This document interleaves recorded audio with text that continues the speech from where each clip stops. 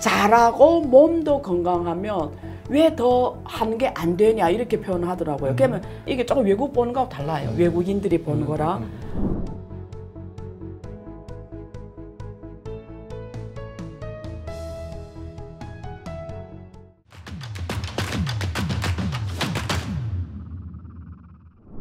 안녕하십니까. 증시각도TV 시청자 여러분, 투자자 여러분 반갑습니다. 저희 증시각도TV 20만 구독자 달성 기념, 아직 달성은 안 됐는데 달성 기념 특별한 손님을 모셨습니다. 여러분 잘 알고 계시는 우리 투자계 인기 스타 안유아 교수님 모셨습니다. 교수님 어서 오십시오. 네, 안녕하세요. 네, 안녕하십니까.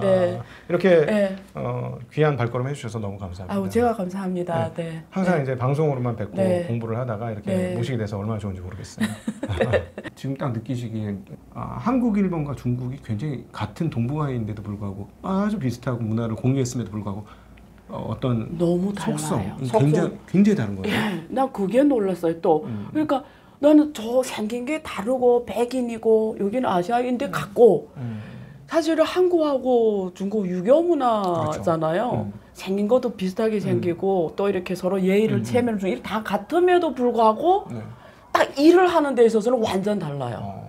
중국은 좀 더 이제 우리 주지가 나오겠지만 지금 그 전기차 배터리 이런 데서 선두로 가잖아요. 근데 왜 전통 자동차 강국, 유럽, 미국이 지금 사실 전기차 자동차에서 밀리거든요. 밀리죠. 근데 이게 하루아침에 되는 게 아니에요. 지금 거기서 막 중요시해서 자 지금 또 하겠다 해서 되는 게 아닌 게 그렇죠. 중국 이걸 십몇 년부터 전략으로 접근하거든요. 거의 한 2000년 초반부터 그렇죠. 시작한 거죠? 공급망 전체를 광산 확보부터 한 거잖아요. 그렇죠. 근데 광산 확보라는 거는 벌써 전략적 조치거든요. 만약에 딱 돈 벌겠으면 고구마 해야 되거든요. 여기서 마진을 딱 붙여서 팔면 끝난 일인데 그렇죠. 이게 광산 확보부터 전 세계 다니면 광산 다 확보해놨잖아요. 다 자기 걸 만들어요. 이거는 몇십 년 내다보고 하는 일이고 이거는 전략적 사고방식이 있어야 나오는 행동들이에요. 전술 사고방식이 이런 게 안 나와요. 전술은 맞닥뜨린 문제를 푸는 방식이잖아요. 근데 중국 사람들이 좀 더 미래 50년 이렇게 30년 보면서 이렇게 전략 판을 까는 게 기본 마인드로 돼 있고 요즘에 점점 느껴요 그걸. 근데 한국이나 일본은 뭘 잘하냐면 조금 둘이 조금 차이는 있는데 조금 이렇게 전술적인 걸 잘해요. 이렇게 딱딱 부닥치면서 그러니까 삼성전자도 좀 그런 경향이잖아요. 막 먼저는 못 하는데 이거 해야 된다 이러면 딱 뚫고 나가서 어떻게든 해나는 건 또 잘하잖아요. 그렇죠. 그거는 좀 전술적인 쪽이거든요. 먼저 가서 선점하는 쪽은 아니잖아요. 솔직히 말하면. 그러니까 이 둘이 합하면 그러니까 합한다는 단어는 그렇고 협력하면 서로가 배울 게 있고 서로가 각자의 포지션에서 유인할 수 있는 공간이 분명히 있는데 편견 없이 좀 서로 바로 봐주면 좋겠다. 중국이 그렇게 전략적이 되는 이유가 저는 혹시 인구의 구성과 나라 사이즈의 크기 뭐 이런 것과 연관이 된 거 아닌가 하는 생각도 가끔씩 하거든요. 그것도 중요한 것 같고 주로 가장 큰 원인은 역사에서 오는 것 같은데 중국은 옛날에 국가와 민족이 많았잖아요. 그렇죠. 준주전국 시대부터 전쟁이 항상 병란이 일어나고 이러니까 이게 사실 전쟁이라는 게 바둑 두는 것처럼 전략이 더 중요한 거죠. 사실 전략이 먼저 큰 판을 보고 해야 이기는 거거든요. 바둑판도. 그래서 그게 아마 그 역사적으로 이게 계속 전쟁을 겪으면서 온 나라 중국은 분리의 역사가 통합의 역사보다 더 길어요. 사실은 우리 이 역사를 길게 놓고 보면 그러니까 항상 이게 오늘만 생각하면 안 되는 멀리 생각해야 되는 지금도 사실 그 단계예요. 지금 시진핑이 중국도 지금 이 시점이 제일 중요해요. 지금 이 시점에 바둑 놓고 말하면 시진핑 지도부가 어떤 바둑을 두냐에 따라 중국이 완전히 멕시코처럼 그냥 이제는 여기까지 왔다가 좀 굉장히 미국이 80%까지 왔다가 이제 이렇게 점점 안 되는 걸로 가냐 아니면 여기서 딱 하나 잘 두면 정말 이제는 세계적인 미국 못지않게 서로 어깨를 나란히 할 수 있는 굉장한 나라가 되냐는 지금 이 시점을 어떻게 하냐. 왜냐면 시진핑 지도부가 이미 10년을 했고 앞으로 어쨌든 지금 법을 다 고쳐놨잖아요. 그러니까 건강만 따라주면 푸틴처럼 계속 할 수 있잖아요. 뭐 또 중국 국민들한테 제가 물어봤어요. 인기 많죠. 인기 많다다 저는 그 오피니언 리더를 주로 만나잖아요. 여러분 한국말 하면 카이스트 같은데 왜냐면 저는 카운터 파티가 중국 사회과학원 뭐 이런 그 상해복단대학 뭐 이런 리더 오피니언 리더들이 있는 동네잖아요. 주로 뭐 프로젝트 같이 하고 얘기하면 저도 옛날에 딱 그렇게 생각했어요. 뭐 중국 상식 그냥 관심으로 10년 하고 내놨으니까 근데 갑자기 이게 더 하는 거에 대해서 중국 리더들은 어떻게 생각하냐 이러니까 그 말 좀 가슴에 와 닿았던 게 이게 조금 외국 보는 거하고 달라요. 외국인들이 보는 거랑 그분들이 하는 말 중에 하나가 이런 말이 좀 가슴에 와 닿았던 것 같아요. 잘하고 몸도 건강하면 왜 더 하는 게 안 되냐 이렇게 표현을 하더라고요. 그러면 여기에 대해 또 사람들이 이게 날라요. 잘한다는 사람도 있을 거며 그렇죠. 또 누구는 지금 뭐 잘하냐 엉망이지 이렇게 말하는 사람 그건 다 각자의 의견이에요. 그렇죠. 근데 여기서 포인트는 시진핑이 잘했냐 못했냐 평가가 아니고 그냥 이 사람 말한 포인트는 잘하면 건강하면 왜 꼭 뭐 신령하고 나가야 되냐 그러니까 그 사건에 대해서 얘기를 하는 거거든요. 근데 시진핑 지도부가 2012년부터 지금까지 중국이란 나라를 잘 리더해왔냐 잘하냐는 정말로 뭐 각자 보는 게 다 다르다. 각자 자기 또 평가가 다 있죠. 개개인도 다 다르고 국가별로 또 보는 것도 다르고 이거는 뭐 각자의 영역입니다. 네. 제가 근데 지금 와서 보면 만약에 지금 제조업의 이 현재의 역량을 감안했을 때 부동산 문제만 없었으면 미국한테 저렇게 당했을 거냐 하는 생각이 있어요. 이게 무슨 말이냐면 중국의 지금 이 빠른 성장, 지난 20년간의 이 초고도의 성장은 사실 뭐 다른 여러 가지 뭐 제조업의 역량이 강화된 이런 것도 있겠지만 또 상당 부분은 부동산에 의한 경기 부양 그 부분도 분명히 있을 거다. 그러니까 부동산이 없었으면 이렇게까지 빠른 성장을 했겠느냐라는 것과 동시에 동전의 뒷면처럼 맞아요. 부동산으로 부양을 했는데 그게 이제 부채 중심의 경제 증진이었기 때문에 그 후처리 때문에 지금 미국과 본격적인 경쟁 관계와 대결 구도에 빠지는데 약간 속수무책 상황으로 빠진 거 아니냐, 도구를 잃어버린 거 아니냐. 그게 이제 동시에 생각이 드는 거예요. 어떻게 우리 교수님 생각이 좀 너무 궁금해요. 그러니까 우리가 경제학적으로 공급 경제학으로 좀 풀어보면 생산 요소 함수가 자본, 노동, 토지, 기술 이렇게 있단 말이에요. 그러면 여기서 이게 4개가 생산 요소의 총 요소 생산성이라고 하잖아요. TFP를 하잖아요. 근데 이게 일단 중국이 전반적으로 총 요소 생산성이 한 10년 전까지만 해도 한 3.5, 한 4% 정도 높아서 근데 지금 2% 아래 떨어졌어요. 그 정도로 생산성이 떨어졌거든요. 근데 여기서 지금 우리가 어떤 부가가치를 만들어내는 데 있어서 노동, 토지, 기술, 자본 누가 더 많이 가져가는 문제예요. 자 여기서 기술은 중국의 자체 기술이 길게 우리가 40년 풀면 78년에 개방했잖아요. 그냥 80부터 계산해도 지금 40년이 딱 2020년까지 40년이잖아요. 그럼 편하게 40년이라고 할게요. 그러면 기술이 없는 나라였잖아요. 그렇죠. 근데 외국 기업들, 다국적 기업들이 기술과 자본을 갖고 들어간 거예요. 그럼 중국이 공헌한 게 뭐냐면 노동과 토지였다라는 거죠. 근데 토지는 국가 거였다는 거죠. 그렇죠.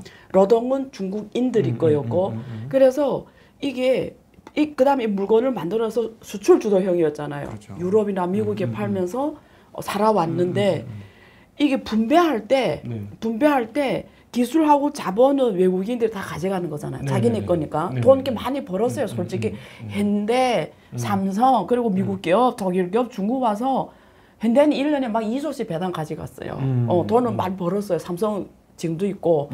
근데 이렇게 내보니까 중국에 들어가 아직도 잘하는 기업들이 한국 기업들이 많아요. 돈 잘 버는 기업들. 근데 그 중에 무슨 만도 같은 기업들도 있어요. 지금 되게 잘하고 있거든요. 그렇게 한국 기업 나가서 뭐 다 들어가서 안 됐다 하지만 잘하는 애들이 있어요.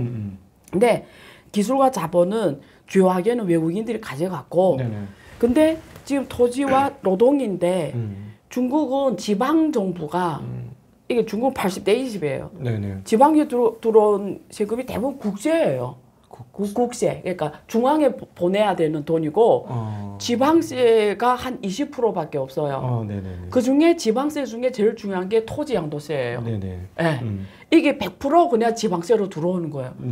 근데 기업들과 생산하고 이런 거 있잖아요. 다 국세로 중앙 갚버리는 거예요. 뭐 예를 들어 부가가치세라든가. 예, 부가가치 이런 게 다. 그러면 중앙에서 다 갖고 온 다음에 어떻게 하냐면 31개 성세에다 보고 저 티벳이나 이런 데 좀 어렵네. 거기다 많이 주고 이전이라고 하죠.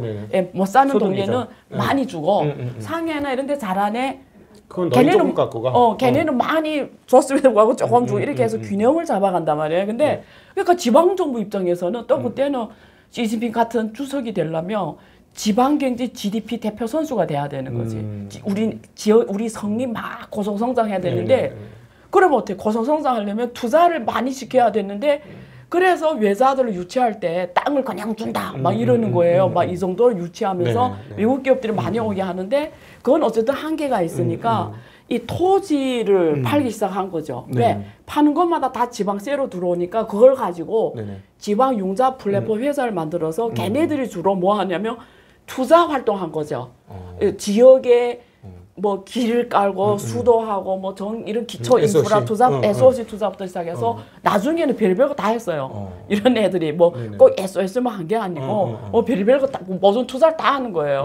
그러니까 해보면 그때는 중국이 고속성장할 때니까 해보니까 또 너무 이게 GDP도 빨리 성장하고 자기 지역의 주민들도 소득이 빨리 올라가고 지방세도 빨리 늘어나고 다 좋은 거예요. 누구나 다 좋으니까 그게 좀 마약처럼 되는 거예요. 그러니까 원래는 도시가 한계성 도시가 요만만 있었는데 농촌을 확장하기 시작하는 거지. 그러니까 저는 도시화가 급격하게 일어났는데 그러니까 그게 그러니까 그래서 부동산 경제로 갈 수밖에 없게 된 거죠, 사실은. 근데 여기에서 중요한 거는 이제 말하는 그 총 요소 생산성, 그러니까 부가가치를 만드는 데서 이게 배분이 지금부터 중요한데 노동에 대한 배분을 안 했던 거예요. 그러니까 중국이 지금 GDP가 40년 동안 평균 성장률이 얼마였냐면 9.5%예요. 40년 9.5. 근데 국민들, 인민들의 소득 증가율은 8.5%밖에 안 되는 거예요. 무슨 말이냐면 이게 경제 성장률보다 이게 소득 사람의 증가율이 떨어지는 거죠. 근데 이것도 평균이 돼 그렇지. 평균이란 거는 그 간치 값의 영향을 받아요. 예를 들어 상하이나 이런 데는 너무 높으니까 이런 거지. 실제로 상해 같은 일선 도시 빼고는 오히려 대부분이 엄청 낮을 수도 있어요. 구의정 같은 데는 뭐 엄청 시골이고 엄청 안 좋고. 근데 평균하니까 뭐 8.5 이래 보이지만 실제는 또 지역별을 보면 대부분 일선 도시만 막 뭐 20몇 프로 주고 나머지는 거의 뭐 2% 3%일 수도 있는데 평균이 일단 8.5죠. 그래서 증가를 뭐 경제 증가율보다 그러니까 국민들은 노동의 가치는 덜 받았고 기술과 자본 이런데 토지, 부동산에 돈을 많이 간 거죠. 그래서 근데 왜 또 노동 그러니까 그 홍상원이 좋아하는 것처럼 노동에 대해 땀의 대가를 줘야 되는데 실제는 중국 국민 땀의 대가를 제대로 못 받으면서 온 거죠. 그러나 이제 성장이 유지되는 한에서는 배분이 되니까 다들 뭐 불만이 없었겠죠. 그렇죠. 어쨌든 조금이라도 오르니까 불만이 없었고 두 번째 지방 이게 중국은 그냥 한국은 기업인들이 막 경제를 끌고 간다면 중국은 31개 성시 당서기들이 있잖아요. CEO라고 봐야 돼. 실제는 기업가라고 봐야 돼. 얘네는 빠른 시간 자기 임기 내에 이거 빨리 성장해야 되니까 빠른 방법을 쓸 수밖에 없어요. 근데 분배하다 보면 걔네 분배 올라가서 소비 확대로 증가하는 경제 성장률은 자기가 이임한 다음에 일이지 투자를 하는 게 빨리빨리 경제를 성장하는 방법이니까 투자에 몰입하는 거예요. 그러니까 투자라는 게 주로 제일 중요한 건 제조업 투자하고 인프라 투자, 부동산 투자잖아요. 근데 그때 당시까지 제조업 투자는 주로 다국적 기업이 하는 일이었고 지방 정부에서 할 수 있는 건 뭐예요? 뭐 주로 인프라하고 부동산 투자였던 거죠. 그러니까 처음에는 상업주택을 많이 짓다가 후에는 주민주택까지 그냥 지면 그게 다 GDP잖아요. 다 GDP로 잡히잖아요. 그리고 세금이 팍팍팍 들어오고 이러니까 초기에는 또 사람들이 돈 소득이 전부 그쪽으로 이전되면서 선순환이 이루어졌을 거고. 그래서 비중으로 말하면 중국 사람들이 1년 소득에 있잖아요. 많게는 90%, 그건 부동산 가격에 따라 달라요. 적게는 70%까지 다 부동산에 돈이 들어가요. 내가 1년 번 소득에 그 70에서 90%는 부동산에 들어가요. 무슨 말이냐면 집을 사서 대출을 상환한다든가 이래서 그러면 내가 10% 가지고 소비를 해야 되니까 중국 소비가 올라갈 수가 없는 거예요. 그러니까 그게 지금까지 먹혔던 거죠. 그래서 중국이 고속성장한 거죠, 솔직히. 근데 2008년에 금융위기 빵 터진단 말이에요. 근데 2008년까지는 중국이 이게 먹혔던 게 네.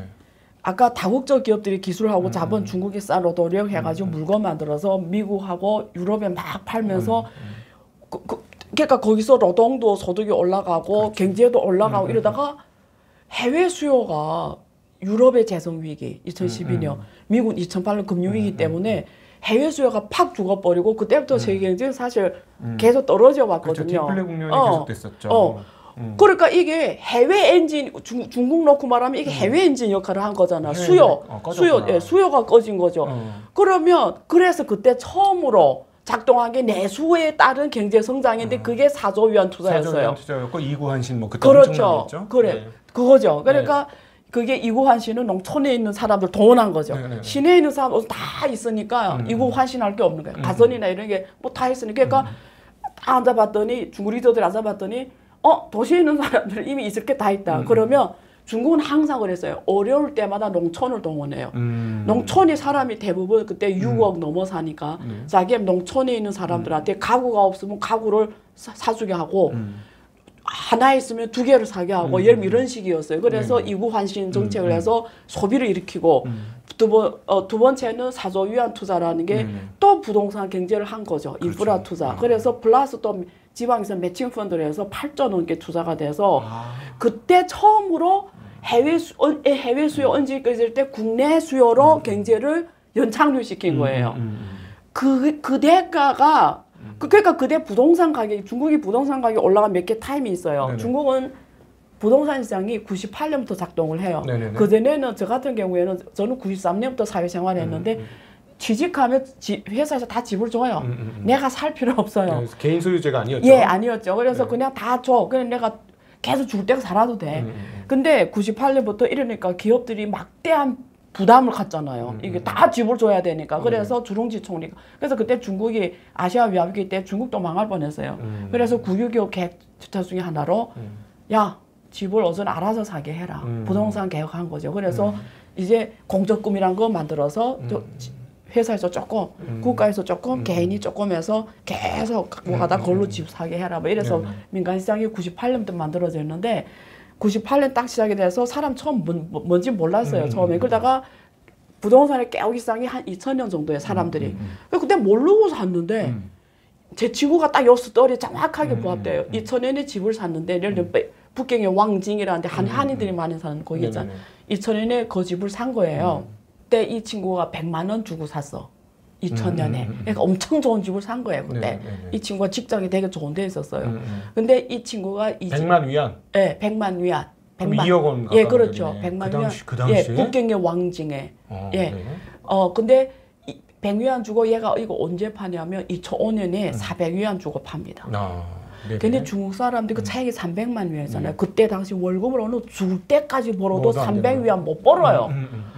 그러니까 이 친구는 모르고 샀다가 그러니까 이게 부동산 급격하게 그때 도시화가 급격하게 아까 그 내 앞에서 말한 스토리가 막 뭐 엄청나게 진행될 때인데 얘네는 시대에서 운명을 모르니까 그냥 자기가 잘해서 한 줄 알지. 근데 어쨌든 100만 위안에서 얘가 500만 위안, 400만에 파니까 300만 위안. 네네. 근데 얘 월급은 줄 때까지 그동안 못 버는데 벌었죠. 6억 돈. 예, 벌었죠.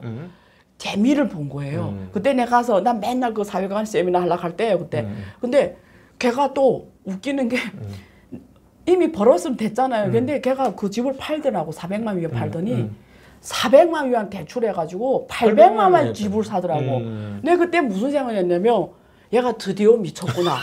내가 왜냐면 나는 그 이상 가기 힘들다고 그때 판단한 거예요. 중국 그 소득 수준에 말도 안 된다. 근데 사더라고.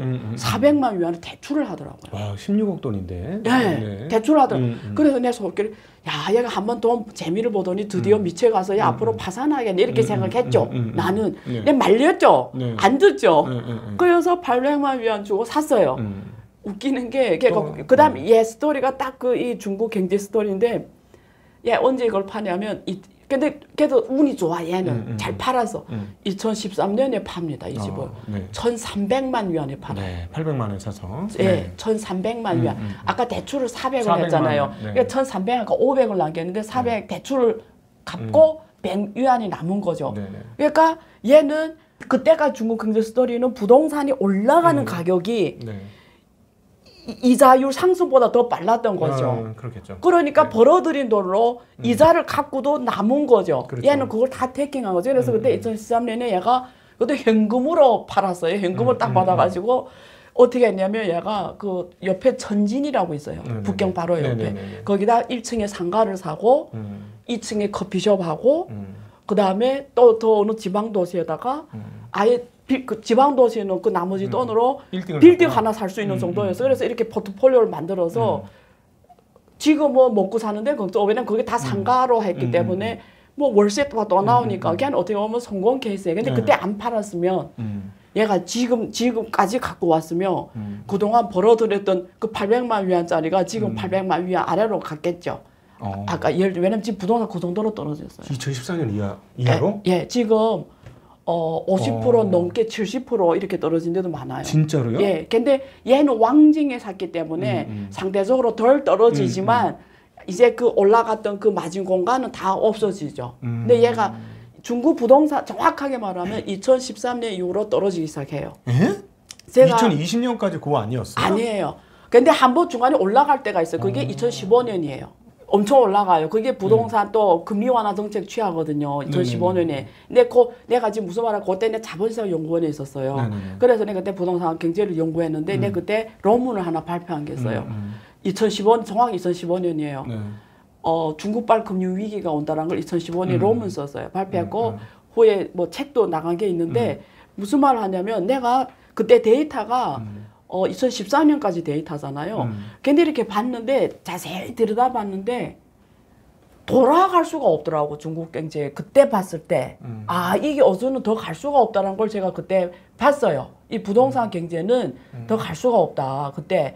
근데 중국 정부가 이미 알았어요. 정확하게 말하면 2013년 6월 30일인가 중국의 그 상해 그 15 있잖아요. 일일 금리가 33% 넘어갈 때 있었어요. 금융위기 올 뻔했어요.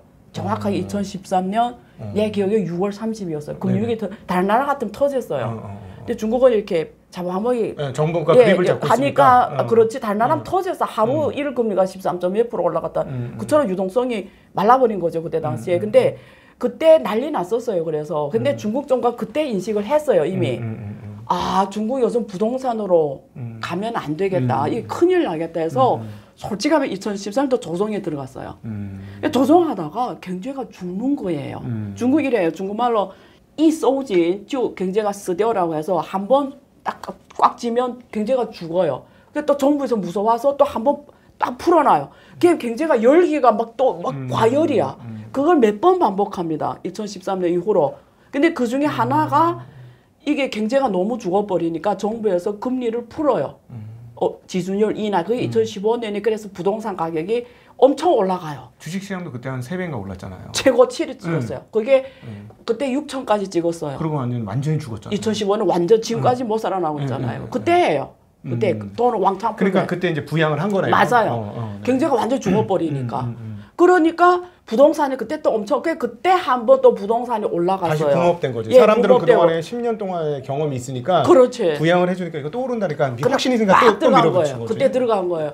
그러니까 또 난리 나니까 그때 2018년에 지금까지 부동산 2018년에 시작됩니다. 2018년에 안 되겠다. 왜냐면 2013년에 이미 깨고 챘는데 중간에 중국 정부 리더들도 무서우니까 자꾸 푸는 거예요. 경제가 경착륙이 올까 봐. 그때 이미 느꼈다니까요. 그래서 2018년에 다시 들어가요. 다시 쫙 한다 그러거든요. 다시 들어 부동산 3대 정책 발표하면서 부동산을 쫙 찌다가 2020년에 코로나 터지니까 돈을 풀었잖아요. 그러니까 또 부동산이 다 간 거. 중국 사람들 투자할 게 부동산밖에 없는 거예요. 솔직히 말해서. 20년간 성공한 법칙이니까. 예, 사람들 생각에 돈 딱 막 푸니까 또 올라가겠다고 팍 하면서 이게 2020년에 레드라인 딱 내놓으면서 그건 아예 부동산한 게 결국 레버리지잖아요. 결국 부채거든요. 근데 2020년 정책이 왜 강했냐면 부채를 못 일으키는 그렇죠. 못 일으키는 거죠. 예, 사실 세 가지 레드라인의 핵심은 너희 자본 이상 부채 못 얻는다. 그게 핵심이죠. 그러니까 부동산이라는 게 레버리지거든요. 본질이 금융이잖아요. 금융을 못하게 한 거예요.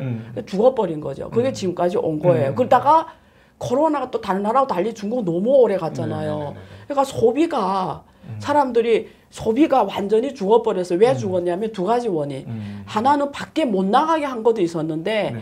그것도 있고 중국 사람들이 한번 앓고 보니까 이게 알았다기보다 한번 고생을 해보니까 이게 또 공포감에 오래 살았잖아요. 그러니까 이게 어떻게 될지 모른다는 불안감이 커졌고 중국 경제가 계속 다운사이드로 가보니까 미래 경제에 대해 기대를 잃어버린 게 있었고 그보다 더 큰 원인은 중소기업이 3년 코로나 기간에 다 죽었어요.